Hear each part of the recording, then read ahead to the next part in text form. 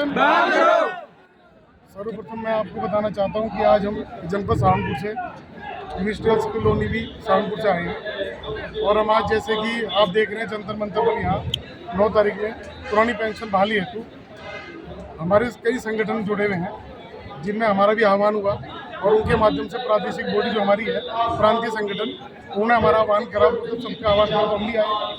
हमारी तो भारत सरकार से यही डिमांड है कि कर्मचारियों और अधिकारियों की पुरानी पेंशन बहाल की जाए। जिस प्रकार सभी नेता संवर्ग अपनी पेंशन उनकी भी सबकी है, लेकिन कर्मचारियों की आज की तारीख में नहीं है पुरानी पेंशन, ओल्ड पेंशन स्कीम जो है। तो हम सभी से यही आग्रह करते हैं हाथ जोड़कर सभी सरकार से, भारत सरकार से, राज्य सरकार से, कि आप हमारी पुरानी पेंशन बहाल करें। आपका बहुत बहुत धन्यवाद। मांगे अगर नहीं मानी गई तो क्या मांगे? बस हमारा तो आंदोलन है, जैसे कि आप देख रहे हैं भाई, मांग तो करते रहेंगे सरकार से।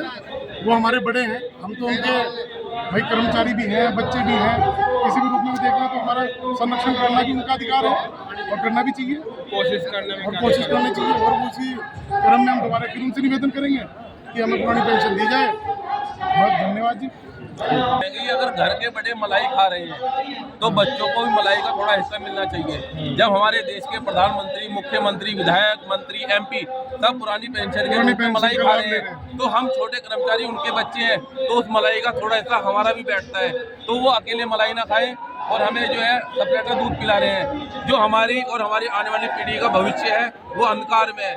वो 5 साल के लिए विधायक बनते हैं, 5 साल के लिए मंत्री बनते हैं और पुरानी पेंशन लेते हैं। हम 40-40 साल नौकरी कर रहे हैं, 35-35 साल नौकरी कर रहे हैं, उसके बाद हमारा भविष्य क्या है? गर्त में हमारी 50% पेंशन सरकार ने की है, लेकिन हम कह रहे हैं कि हमारा जो 10% हमारी मेहनत का हमारे हर महीने हमारे तनख्वाह से कटता है, उसका क्या हिसाब है? उसका सब हिसाब खत्म कर दिया गया है। जैसे पूर्व में पुरानी सरकारों OPS में हमारा 10% जो था वो मैं भी आज के हमें मिलता था। तो हमारी सबसे बड़ी मांग है कि एक तो हमारा जो अंशदान हमारा कट रहा है वो मैं भी आज के हमें वापस किया जाए। दूसरा हमारा यह है कि जो इन्होंने न्यूनतम जो सेवा रखी है 25 साल की 50% पेंशन के लिए, उसको घटा करके 20 साल किया जाए।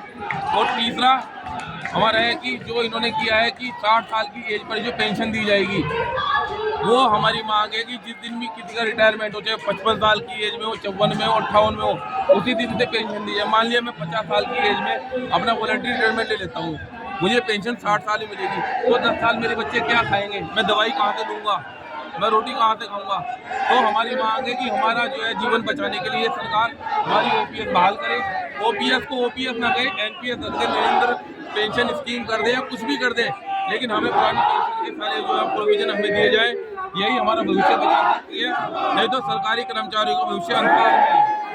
आप देखिए बड़े शहरों में बड़ी जो प्राइवेट नौकरी कर रहे हैं, हमारी 16 साल की नौकरी हो गई, 50,000 पेंशन तनख्वाह मिल रही है। यहाँ बड़े शहरों में जो है कोई सरकारी प्राइवेट कंपनियों को क्लास 4 का कर्मचारी वो भी 50,000 नौकरी तनख्वाह ले रहा है। हमारे 50,000 मिल रहे हैं, हम बाद में क्या करेंगे? हमारे बुढ़ापे का सहारा है OPS, तो हमें OPS दे के रहे।